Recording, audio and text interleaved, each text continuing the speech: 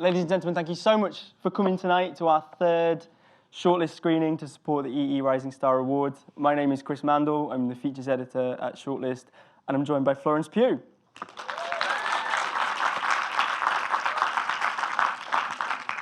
Thank you so much for joining us tonight. It's amazing to see this film again.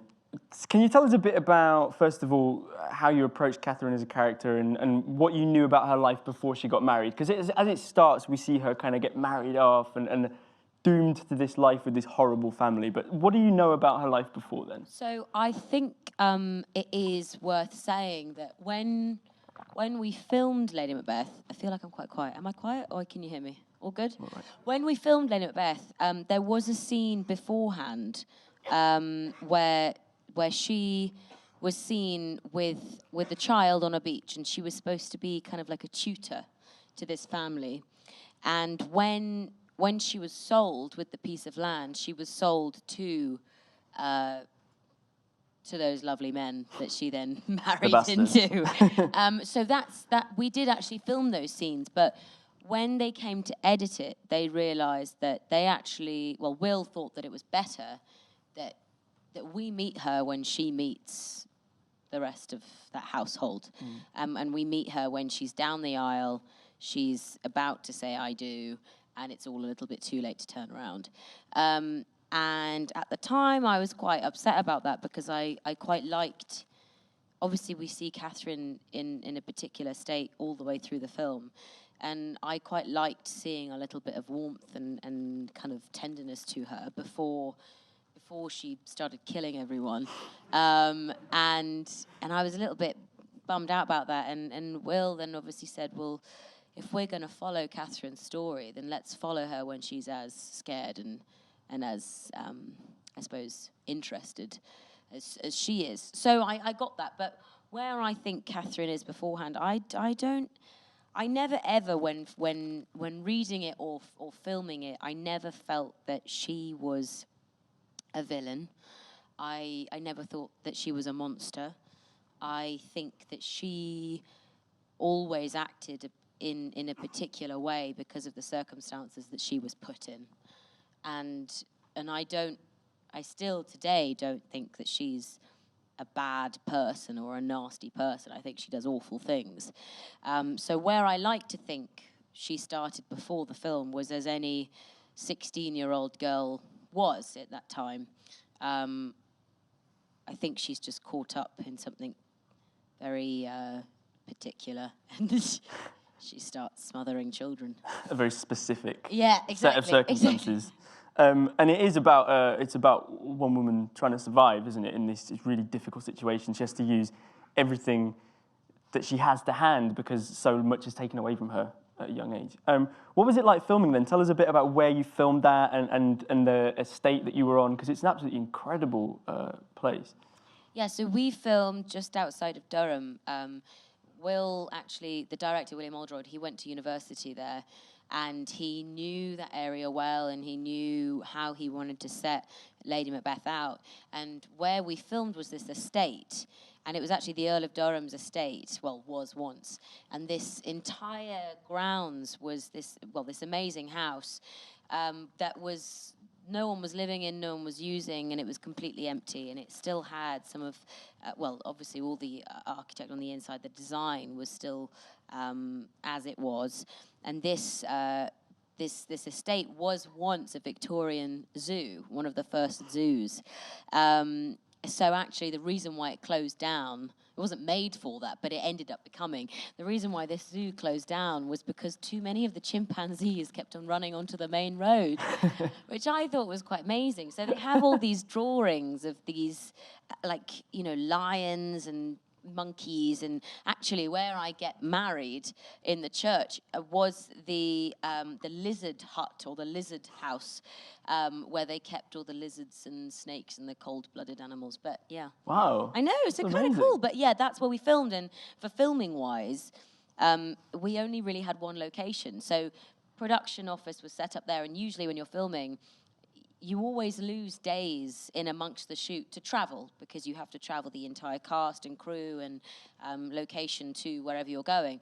But because we had one location, it meant that we could really set up camp there, and actually it really worked to our favor, because some days if a scene wasn't working or something wasn't happening, we'd just move upstairs and go shoot some other scene. So yeah.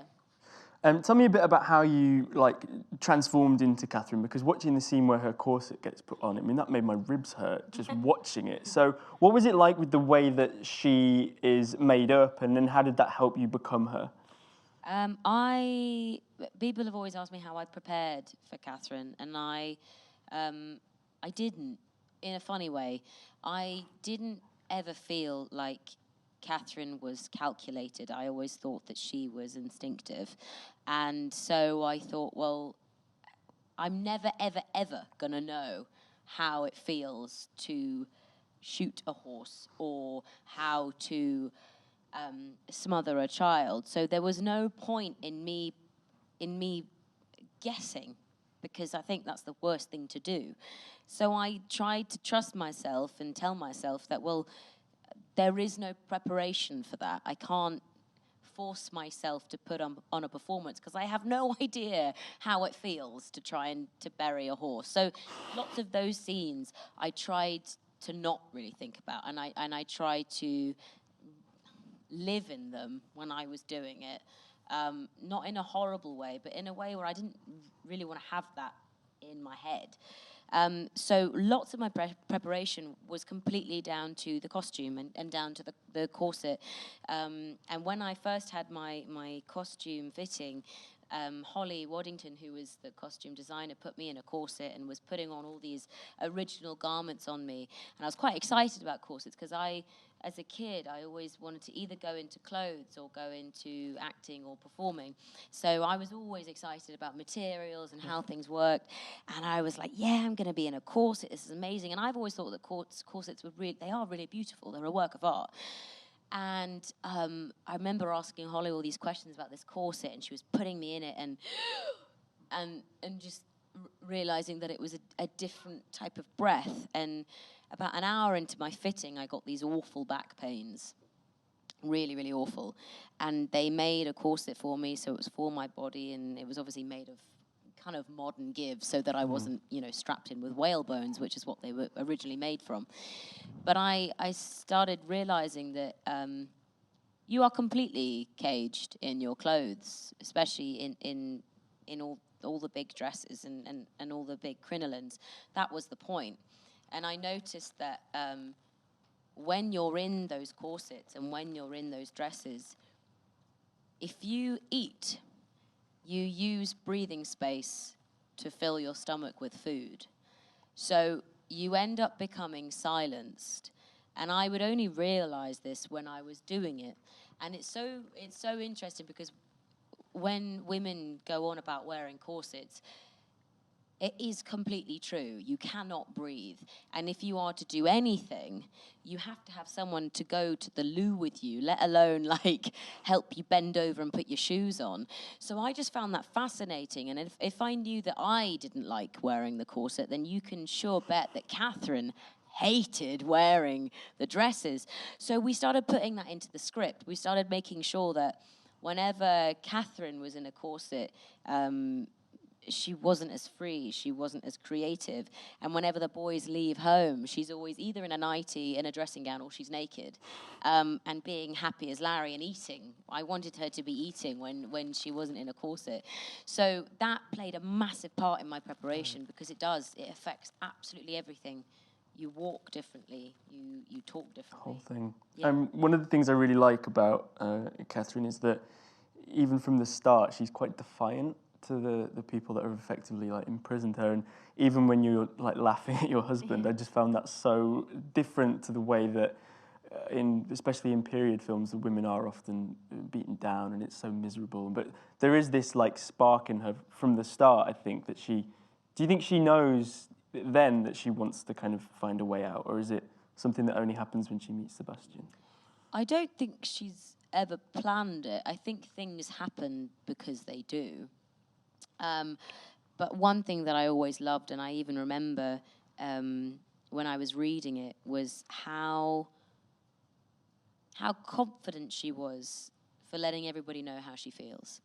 And I think, A, that's very rare for a woman in a period film, and B, that's very rare to actually watch a woman be unapologetic, I suppose. I don't really see that too often. It's only now that I'm really seeing a lot of it, but it was so special when reading it, knowing that it was set in 1865, that she just didn't give a toss. And if she wanted sex, she was going to go find sex. And if she wanted to drink alcohol, she was going to go drink the entire cellar's worth. And if she wanted, company, she would find it. And that laugh that you said, that was something, I don't know, she's constantly playing. She's constantly pushing the boundaries. She knows that Anna comes in every morning and opens the curtains. And if she's going to see the dressing gown on the floor, I mean, that's going to mean one thing and one thing only, isn't it? Yeah. She's bored. She's completely bored. And she's playing with someone that she knows she can play with. Yeah. And I think that's where her naivety and her childishness comes into it, is that she's left. She's left in a house with nothing to do. Something really interesting there, because my next question was going to be about Anna. Even though Catherine's circumstances are awful, she doesn't seem to have a lot of empathy for Anna, who's in a similar and worse position in a lot of ways. I wanted to ask you just a bit about Catherine and Anna's relationship and what your thoughts were on that, and whether you were surprised she didn't maybe be a bit more empathetic towards her. Totally. And this was something that me and Naomi, we all went up, Cosmo, Naomi and I, and every most of the crew went up about a week and a half, 2 weeks before we started shoot. And that time was dedicated towards Will spending time with us and chatting about our characters. And something that me and Naomi couldn't quite get our heads around was why they don't just buddy up and both kill the men and both run away together, because that's what you would kind of like. That would be a great film. Exactly. And I think what we came down to was that we thought that Catherine felt maybe betrayed, because part of the scene previous, which you guys didn't see, sorry, was they're on their way to the church. It's about 10-second scene. They're on their way to the church, and Catherine asks Anna, "What's he like?" And Anna says, "Yeah, you're going to be happy." And she says, "Yeah, but what's he like?" Essentially. And Anna says, he's a respectable man. And so then Catherine smiles and she runs off to the church. Now, obviously, that it plays anyway without that, but what we felt happened was somewhere along the line, Catherine felt like Anna had helped her get there, and Anna hadn't helped her stop where she was going. And Catherine, being as stubborn and as childish as she were, she couldn't let go of that grudge. And even though that's absolutely pathetic, there has to be something said for the fact that when Catherine goes in and finds Anna being bullied, she gets her down. Yes, she's horrible to her later, but she gets her down and she frees her. But still, even though she's been kind to her, she has to then call her a pig. So I do think there is this funny